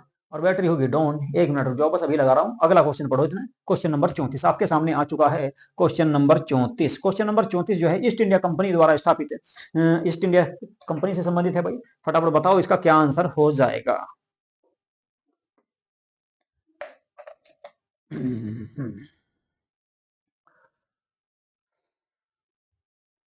बताओ भाई इसका क्या आंसर होगा। ईस्ट इंडिया कंपनी द्वारा स्थापित कारखानों के संबंध में निम्नलिखित में से कौन सा ऐतिहासिक क्रम सही है। यानी कि अंग्रेजों ने अपनी सबसे पहले फैक्ट्री कहां पे स्थापित की, उसके बाद कहां पे लगाई। कुल मिलाकर यही इसमें पूछा गया है कि अंग्रेजों के द्वारा जो अपनी फैक्ट्रियां स्थापित की गई थी, वे कहां कहां पर स्थापित की गई थी, आपको बताना है। और बहुत आसान है, इसमें आप बता भी सकते हो, बहुत बार आपने पढ़ा होगा कि अंग्रेजों के द्वारा सबसे पहली जो फैक्ट्री लगाई गई, पहली अस्थायी फैक्ट्री आंध्र प्रदेश के मसूलीपट्टनम में लगाई थी। कब लगाई थी भाई, 1611 ईस्वी में। 1611 में कौन था भाई, मुगल शासक जहांगीर था। उसके बाद इन्होंने दूसरी जो फैक्ट्री लगाई अपनी स्थायी, जो परमानेंट फैक्ट्री, सुवाली के युद्ध के बाद, सुवाली का युद्ध हुआ था 1612 में, फैक्ट्री लगाई 1613 में पुर्तगालियों को हराकर, तो 1613। अब बात करें बालासोर की, ये बालासोर उड़ीसा में पड़ता है भाई। यहां पर इन्होंने अपनी फैक्ट्री लगाई 1633 में, 1633 में। और बात करें हुगली की, हुगली बंगाल में पड़ता है, कलकत्ता के पास में, तो यहां पर 1686 ईस्वी में इन लोगों ने अपनी फैक्ट्री, अपना कारखाना स्थापित किया हुगली में, ठीक है, जबकि उससे पहले कलकत्ता में स्थापित कर चुके थे। तो देखो सबसे पहले कौन सा आएगा, सबसे पहले मसूलीपट्टनम आ जाएगा, उसके बाद में सूरत आएगा, फिर बालासोर आएगा, और फिर आ जाएगा हुगली। यानी कि कहें तो अगर पहले सबसे पहले 2, 1, 4 और 3, 3 केवल इसमें दिया गया है, 4, 2, 1, 3, बी ऑप्शन आपका सही हो जाएगा भाई। अगले क्वेश्चन की बात करते हैं। अगला जो क्वेश्चन है आप लोगों के सामने, वो है इंडियन नेशनल यानी कि भारतीय राष्ट्रीय कांग्रेस की प्रथम महिला अध्यक्ष कौन थी। आप सभी जानते ही होंगे, 1917 में। एक मिनट, भारतीय राष्ट्रीय कांग्रेस की प्रथम महिला अध्यक्ष, हाँ, प्रथम महिला अध्यक्ष इसमें पूछी गई है। ऑप्शन ए में सरोजिनी नायडू है, अध्यक्ष रही है। एनी बेसेंट है, अध्यक्ष रही है। सुचेता कृपलानी है, ये अध्यक्ष नहीं रही। मैडम कामा है, मैडम भेकाजी कामा इनको कहा जाता है। तो इनका भी संबंध जो है आपका भारतीय राष्ट्रीय कांग्रेस की अध्यक्षता से नहीं है। तो 2 ऑप्शन तो आप इसमें हटा सकते हो, 2 ऑप्शन आप इसमें बिल्कुल हटा सकते हो। कौन कौन से ऑप्शन हटाओगे भाई। ऑप्शन नंबर 1 तो आपका मैडम भेकाजी कामा और सुचेता कृपलानी, ये उत्तर प्रदेश की पहली मुख्यमंत्री थी। और इनकी अगर बात करें मैडम कामा की, तो ये जो है जर्मनी में, जर्मनी के स्टुटगार्ट में जो विश्व सम्मेलन हुआ था, उसमें भारत की ओर से इन्होंने प्रतिनिधित्व किया था, और वहीं पर पहली बार तिरंगा झंडा इनके द्वारा फहराया गया था, ठीक है। तो बात करते हैं अब एनी बेसेंट की। एनी बेसेंट जो है कांग्रेस की जो अध्यक्ष बनी 1917 में, कलकत्ता अधिवेशन की इन्होंने अध्यक्षता की थी। जबकि कानपुर अधिवेशन की अध्यक्षता 1925 में कानपुर अधिवेशन की अध्यक्षता किसके द्वारा की गई, कानपुर जो उत्तर प्रदेश में है, और ये कलकत्ता में है, कलकत्ता अधिवेशन की अध्यक्षता को, कानपुर अधिवेशन की अध्यक्षता सरोजिनी नायडू के द्वारा की गई थी। अगर ये क्वेश्चन होता कि भारतीय राष्ट्रीय कांग्रेस की पहली भारतीय महिला कौन अध्यक्ष बनी, तो आपकी सरोजिनी नायडू आती। लेकिन इसमें पूछा गया कि भारतीय राष्ट्रीय कांग्रेस की पहली महिला अध्यक्ष कौन बनी, तो भारतीय नहीं पूछा गया, तो एनी बेसेंट जो एक आयरलैंड की रहने वाली थी, आयरिश महिला थी। अगले क्वेश्चन की बात करेंगे। क्वेश्चन नंबर देखेंगे भाई 37, poverty and un-British rule in India नामक पुस्तक किसके द्वारा लिखी गई। बहुत प्रसिद्ध पुस्तक है, जिसमें पहली बार बताया गया कि अंग्रेज किस तरह से भारत को लूट रहे हैं, अंग्रेज किस तरह से भारत की संपत्ति का, भारत के जो है धन का दोहन कर रहे हैं। इस बात की जानकारी सबसे पहले दादा भाई नौरोजी के द्वारा दी गई थी, और दादा भाई नौरोजी के द्वारा ही इस पुस्तक की रचना की गई। तो आंसर आप सभी के सामने आ गया, आप इसके जान गए होंगे कि इसका जो सही आंसर है वो आएगा क्या, दादा भाई नौरोजी। तो दादा भाई नौरोजी के द्वारा यह पुस्तक लिखी गई थी, जिसमें बताया गया पहली बार कि भारत से किस तरह से संपत्ति का दोहन किया जा रहा है। तो आंसर ए ऑप्शन इसमें सही हो जाएगा। अगला क्वेश्चन देखिए, भारतीय इतिहास में 8 अगस्त 1942 का दिन किस लिए प्रसिद्ध है, किस लिए महत्वपूर्ण है? बताओ भाई, बहुत आसान सा क्वेश्चन है। उम्मीद है कि आप इस तरह के क्वेश्चन अगर आप लोग नहीं करोगे तो यूजीसी नेट के एग्जाम में आपको दिक्कत बहुत ज्यादा होने वाली है, ध्यान रखना, ठीक है। क्योंकि ये वे क्वेश्चन हैं जो अक्सर एग्जाम में देखने को मिलते हैं। इस तरह के क्वेश्चन अक्सर जो है एग्जाम में आपको देखने को मिलेंगे। सुभाष चंद्र बोस द्वारा सिंगापुर में इंडियन नेशनल कांग्रेस की स्थापना 1943 में की गई थी। 1942 से इसका संबंध नहीं है। औपनिवेशिक राज्य के लिए क्रिप्स के प्रस्ताव, क्रिप्स का प्रस्ताव भी जो है इस समय नहीं आया था, वो उससे पहले आ चुका था। इसके बाद महात्मा गांधी द्वारा प्रारंभ किया गया आंदोलन असहयोग आंदोलन। भारत में महात्मा गांधी जी ने जो असहयोग आंदोलन जो शुरू किया वो भाई 1920 में किया था और 1922 में इसको समाप्त कर दिया गया। 12 फरवरी 1922 को जब चोरा चोरी की घटना हुई आपकी, कब? 4 फरवरी 1922, 4 फरवरी 1922 को। तो इसी कारण जो सॉरी 5 फरवरी को भाई, 5 फरवरी 1922 को, तो उसके बाद महात्मा गांधी ने क्या किया कि असहयोग आंदोलन को समाप्त कर दिया। तो 1920 में स्टार्ट हुआ था। बात करें महात्मा गांधी द्वारा प्रारंभ किया गया भारत छोड़ो आंदोलन 8 अगस्त 1942 को शुरू हुआ, इसीलिए इसको अगस्त क्रांति के नाम से भी जाना जाता है। तो डी ऑप्शन आपका सही रहेगा, डी आंसर आपका सही हो जाएगा। अगला क्वेश्चन देखते हैं। अगला जो क्वेश्चन है वो भी आपका अच्छा क्वेश्चन है और इसमें आपके क्या दिए गए हैं? वायसराय दिए गए हैं। वायसरायों का कालक्रम दिया गया है कि कौन सा वायसराय कब आया, कब उसने अपना शासनकाल किया, उसके बारे में आप लोगों को बताना है। बहुत बढ़िया क्वेश्चन है, फटाफट आंसर दे दो इसका। देखो, सबसे पहले अगर हम बात करें, नॉर्थ बुक दिए गए हैं, नॉर्थ बुक दिए गए हैं। और नॉर्थ बुक की अगर मैं बात करूं तो नॉर्थ बुक का जो कार्यकाल था वो 1872 से लेकर 1876 के आसपास तक रहा। कब? 1872 से ये 76 तक रहे भाई। इसके बाद मिंटो की अगर बात करें, लॉर्ड मिंटो सेकंड है ये, ठीक है। और इन्होंने जो है 1905 से लेकर 1910 तक शासन किया था। इन्हीं के काल में आपका क्या आया था? 1909 का भारत शासन अधिनियम आया, जिसमें पहली बार जो है मुस्लिमों को आरक्षण प्रदान किया गया। तो इसी में पहली बार भारत में सांप्रदायिकता का जनक इसलिए इसको कहा जाता है। लिन लिथगो की अगर बात करें तो लिन लिथगो जो थे, ये लिन लिथगो ये आए थे भैया 1934 में। 1934 से लेकर ये 1936 तक जो है भारत के वायसराय रहे। लॉर्ड मेयो की बात करें तो इन्हीं के काल में पहली बार भारत में जनगणना हुई थी। तो ये आए थे कब भाई? ये आए थे 1869 में और 72 में भाई साहब ये निकल चले यहां से। निकल क्या चले? ये आपके गए थे अंडमान निकोबार द्वीप समूह में जो जेल है आपकी सेल्यूलर जेल, वहां पर जो है कैदियों का जायजा लेने के लिए गए थे और एक मुस्लिम पठान कैदी ने इसकी वहां पर छुरा घोंप कर हत्या कर दी थी, लॉर्ड मेयो की। मेयो कॉलेज आपका अजमेर में है और इसी के द्वारा पहली बार भारत में जनगणना करवाई गई थी। तो सबसे पहले मेयो का ही नाम आएगा, चौथा ऑप्शन तो ए में दिया गया है केवल भाई। चौथा है, उसके बाद पहला है, पहले के बाद दूसरा है, फिर तीसरा है। तो ए ऑप्शन आपका ऐसे सही हो जाएगा। चलिए अगला क्वेश्चन देखेंगे। अगला जो क्वेश्चन है, निम्नलिखित को काल क्रमानुसार व्यवस्थित करते हुए दिए गए कूट में से सही उत्तर आपको इसमें चुनना है। तो फटाफट चुन लो सही उत्तर इसका क्या होगा। देखो, सबसे पहले सेंट थोम का युद्ध दिया गया है। सेंट थोम के युद्ध की अगर हम बात करेंगे तो सेंट थोम का जो युद्ध हुआ वो आपका कहां पर हुआ और कब हुआ? सेंट थोम के युद्ध की अगर हम बात करें तो सेंट थोम का युद्ध कब हुआ था? सॉरी भाई, एक मिनट।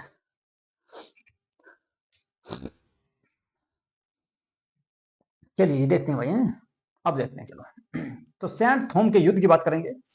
सेंट थोम का जो युद्ध हुआ कब हुआ ये आपको इसमें बताना है। देखिए भाई, सेंट थोम के युद्ध की मैं बात करूं तो ये 1746 के आसपास में हुआ था। कब हुआ? 1746, 1746 के आसपास में हुआ। और कब तक चला? तो 47 तक, यानी कि 1 साल तक ये युद्ध चला था।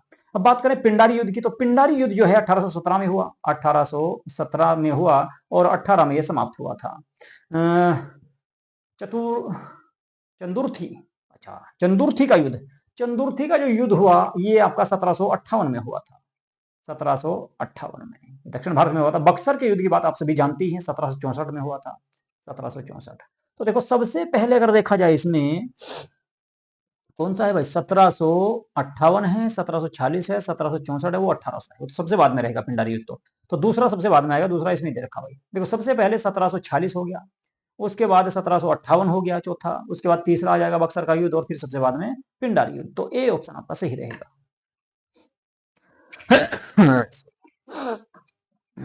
अगला क्वेश्चन देख लो भाई। क्वेश्चन नंबर 41 है आपके सामने। क्वेश्चन नंबर 41 दिया गया है। चलिए जी, इसमें देखते हैं इसका क्या आंसर होने वाला है। सबसे पहले दिया गया है आपका पंजाब टेनेंसी एक्ट। तो पंजाब टेनेंसी एक्ट जो आया वो कब आया था भाई? तो पंजाब टेनेंसी एक्ट आया था 1868 में। 1868 में आया था। तो देखो कहां पे है 1868, ये 1868 ये दूसरा ऑप्शन रहेगा इसका। तो दूसरा ऑप्शन आपका दो में दिया गया, एक तो ए में और एक डी में। दी इल्बर्ट बिल। इल्बर्ट बिल बहुत ज्यादा विवादित रहा है। ये आपका 83 में आया था भाई, 1883 में, लॉर्ड रिपन के काल में। सज्जन रिपन इसीलिए उनको कहा जाता है। इसके बाद हंटर आयोग। हंटर आयोग के बारे में आप सभी जानते होंगे, 1882 में आया था। ये शिक्षा से संबंधित था। और चैम्बर्स ऑफ प्रिंसेस आपका 1921 में आया भाई, ये 1921 में रहेगा। तो डी का तीसरा इसमें भी है। केवल इसी में है ना। चलो जी, बाकी और में भी है लेकिन वो तो डी रहेगा। देखो इसका पहले का दूसरा है और दूसरे का पहला है, पहले का दूसरा, दूसरे का पहला, और सी का चौथा रहेगा और फोर्थ का रह जाएगा, यानी कि डी का हो जाएगा तीसरा। तो डी ऑप्शन आपका इसमें सही हो जाएगा जी। अगला क्वेश्चन देखते हैं। अगले क्वेश्चन की बात करेंगे। अगला क्वेश्चन जो है आपका, एक तरफा कुछ पुस्तकें दी गई हैं और दूसरी तरफ उनके लेखक दिए गए। बहुत बढ़िया क्वेश्चन है भाई। इस तरह के क्वेश्चन भी आपको एग्जाम में देखने को मिलेंगे। यूनिट नंबर 10 से ये क्वेश्चन उठाया गया है। तो इस क्वेश्चन का आंसर आप लोगों को बताना है। तो फटाफट बता दो इसका क्या आंसर हो सकता है। देखो सबसे पहले अगर हम बात करें, Indian painting under the Mughals नामक पुस्तक दी गई है। तो इसके लेखक कौन है, ये आपको बताना है। ठीक है भाई, चलो जी। तो देखो सबसे पहले जो पुस्तक दी गई है, Indian painting under the Mughals जो है, इसके लेखक हैं आपके कौन भाई? इसके लेखक है पर्सी ब्राउन। कौन है भाई? पर्सी ब्राउन। पर्सी ब्राउन इसके लेखक है। तो तीसरा है ए का तीसरा आपका दो में दिया गया है।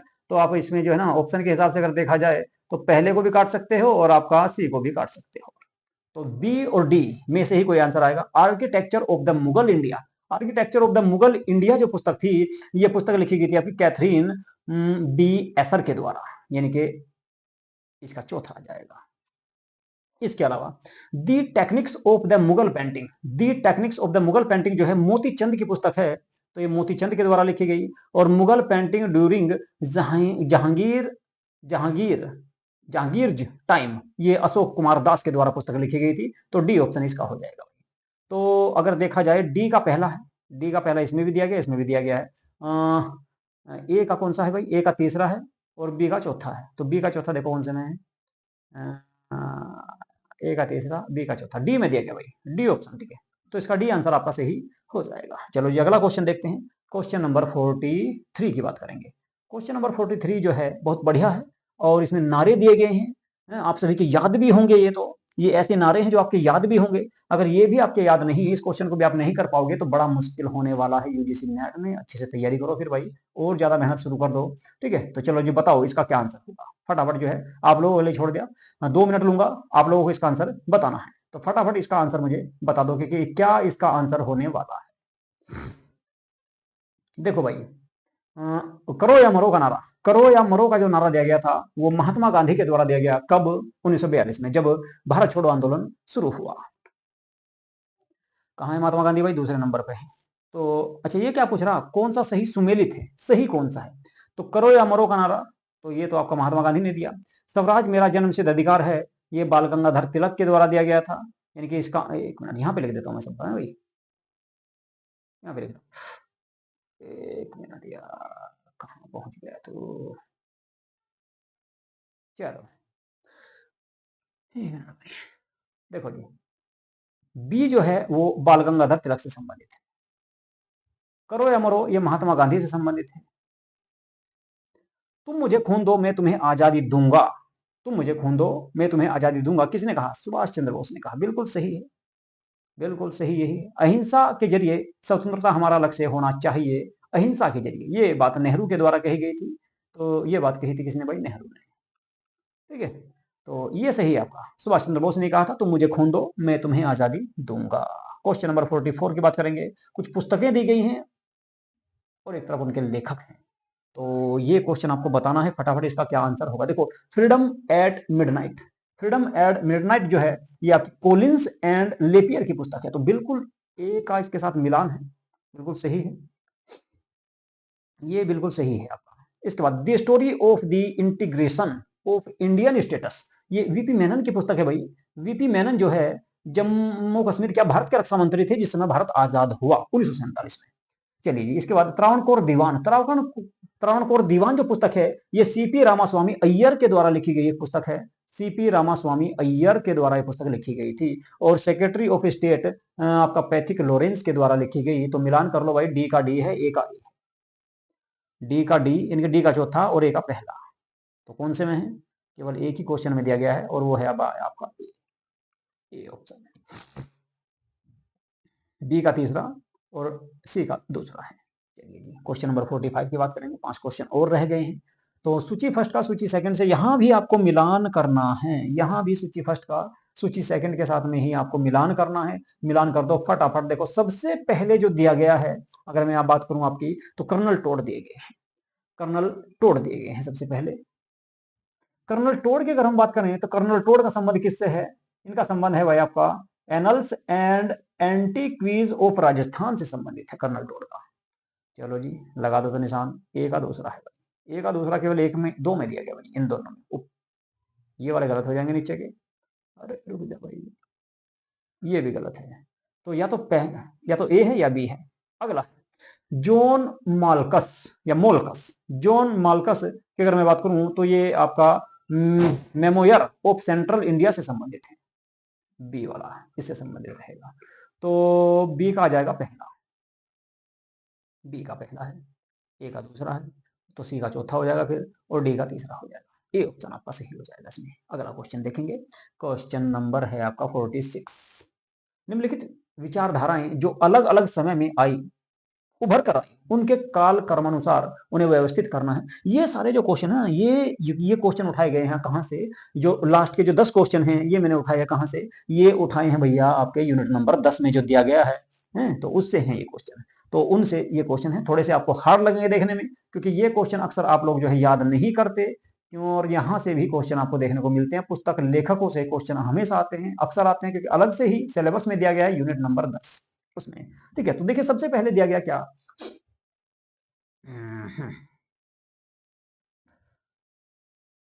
Alignment historiography. ये आपकी 18वीं शताब्दी की पुस्तक है। कब लिखी गई? 18वीं शताब्दी के आसपास। तो ये 18वीं शताब्दी में लिखी गई भाई। Church historiography. चर्च हिस्टोरियोग्राफी जो है मध्यकालीन पुस्तक है, मध्यकाल से संबंधित है। मध्यकाल की एक पुस्तक है, मध्यकाल से संबंधित है।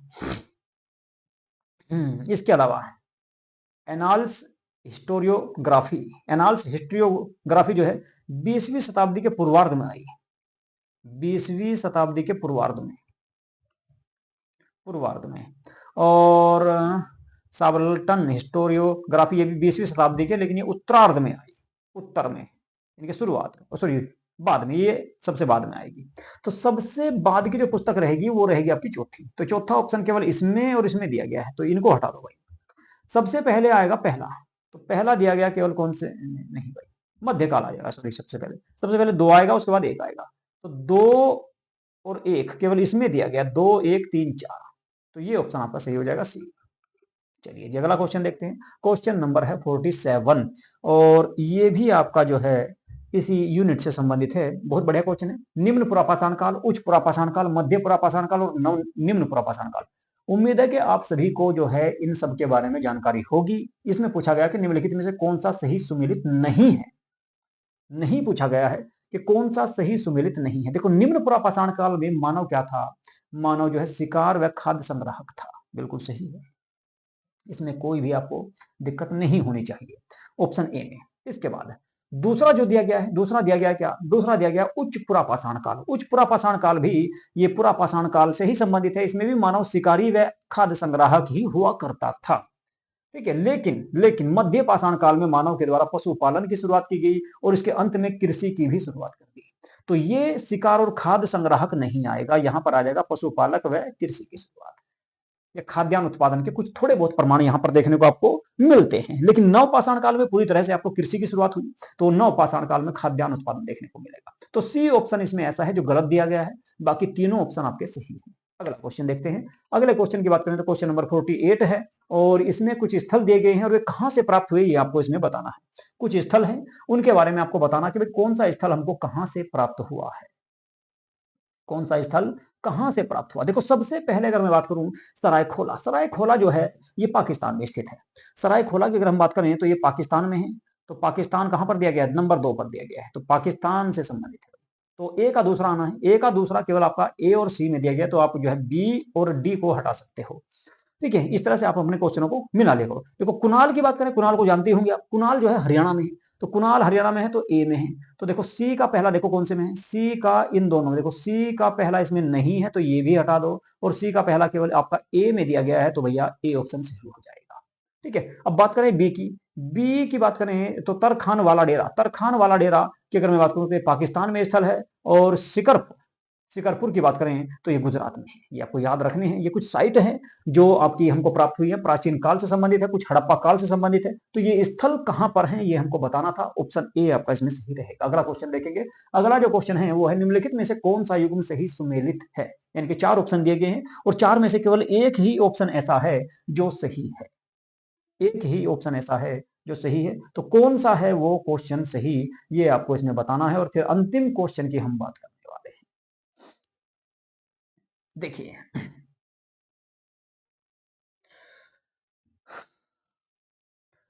सबसे पहले दिया गया लग्नाज, सेलाश्रय, सेलाश्रय से संबंधित लग्नाज की बात करें तो ये गुजरात में पाई गई एक साइट है। महदहा ये उत्तर प्रदेश में है, लेखिया भी आपका गुजरात के आसपास ये साइट प्राप्त हुई है, बूचड़खाने से संबंधित नहीं। सही इसमें संबंधित है परस्पर, यानी कि पत्थर के उपकरण बनाने की कार्यशाला प्राप्त हुई आपकी कहां से? इसमपुर से। इसमपुर की अगर हम बात करें तो ये गुलबर्गा में पड़ता है भाई, गुलबर्गा, गुलबर्गा, गुलबर्गा कहां पर है? तो महाराष्ट्र में। दक्कन साम्राज्य, विजय सॉरी बहमनी साम्राज्य के बारे में आपने पढ़ा होगा, उसी में आपको गुलबर्गा का नाम देखने को मिलता है, महाराष्ट्र में है। और यहां से लगभग 200 के आसपास, 200 के आसपास जो है एसुलियन साइट प्राप्त हुई हैं। और यहीं से अगर हम बात करें नवपाषाण काल की, तो नवपाषाण काल से भी हमको जो है कुछ गर्तावास के प्रमाण मिले हैं, गुफा कराल और एक और स्थल था कहाँ, बुरझोम, बुरझोम और गुफा कराल से। ठीक है, वहां से भी हमको कुछ हड्डियां, कुछ कंकाल, कुछ जो है गर्तावास के उपकरण प्राप्त हुए हैं। लेकिन प्रस्तर उपकरण बनाने की जो कार्यशाला मिली है वो इसामपुर या इसमपुर से मिली है, जो महाराष्ट्र में है फिलहाल वर्तमान में। सॉरी महाराष्ट्र में कह रहा भाई, गुलबर्गा कर्नाटक में पड़ता है, सॉरी ठीक है, ये कर्नाटक में है, तो कर्नाटक में ये हमको साइट प्राप्त हुई है, इसामपुर या इसमपुर।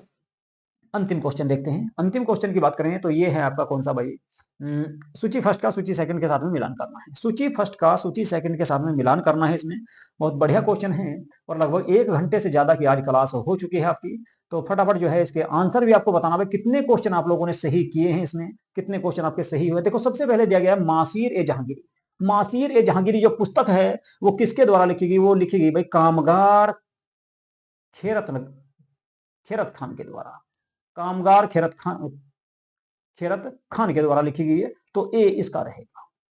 इसके बाद इकबाल नामा ए जहांगीरी, इकबाल नामा ए जहांगीरी जो है मोतबिंद खां की पुस्तक है, तो इसका ए हो जाएगा, यानी कि ये बी इसके साथ में आ जाएगा। मासीर ए आलमगिरी, मासीर ए आलमगिरी की बात करें तो ये जो पुस्तक साकी मुस्तैद खान के द्वारा लिखी गई है, साकी मुस्तैद खान, तो आपका सी इसमें आ जाएगा और डी यहाँ पे रहेगा बस फिर। ठीक है, ईश्वर दास नागर के द्वारा फुतुहात ए आलमगिरी नामक पुस्तक लिखी गई थी, तो डी का तो चौथा ही है, सारों में बिल्कुल सही है। लेकिन आपका अगर बात करें सी की, तो सी का दूसरा आ जाएगा। देखो सी का दूसरा इन 2 में दिया गया है, तो इन 2 को हटा दो। अच्छा ए की बात करें तो ए का तीसरा है, ए का तीसरा केवल बी में दिया गया भाई, तो बी ऑप्शन आपका सही हो जाएगा। चलिए जी, तो ये थे भाई आज के 50 क्वेश्चन। ठीक है, तो ये आज के 50 क्वेश्चन थे। इन क्वेश्चनों में से कितने क्वेश्चन आप लोगों ने सही किए हैं ये आपको बताना है। अगला जो पेपर रहेगा वो भी यूजीसी नेट आपका जून का ही रहेगा, जून 2012 में ही, जो दूसरी शिफ्ट में पेपर आया था। तो देखिए जून में आपके कई जो है 2012 में कई शिफ्टों में एग्जाम हुआ था, तो सारी शिफ्ट के आपके क्वेश्चन में इसमें हिस्ट्री के कराने वाला हूं, जो आपके 2012 में, 13 में, 14 में, 15, 16, 17, 19, 2025 तक जितने भी क्वेश्चन आए हैं अब तक यूजीसी नेट के 2011 वाले में करा चुका हूं, आपको 3 क्लासें आपकी डाल दी है। उसके बाद 2011 से 2025 तक जितने भी क्वेश्चन हुए हैं अब तक, वे सारे के सारे मैं आपको कराने वाला हूं। ठीक है, तो यदि आप लोगों ने हमारे यूट्यूब चैनल को सब्सक्राइब नहीं किया है तो प्लीज हमारे यूट्यूब चैनल को सब्सक्राइब ऐसे कर लें, वीडियो को लाइक तथा शेयर जरूर कर दिया करो। और भाई चलिए यहीं पे करते हैं आज की क्लास को समाप्त। ये क्लास कैसी लगी आपको ये भी जरूर बताना, और कितने क्वेश्चन 50 में से आपने सही किए हैं ये भी आपको बताना है।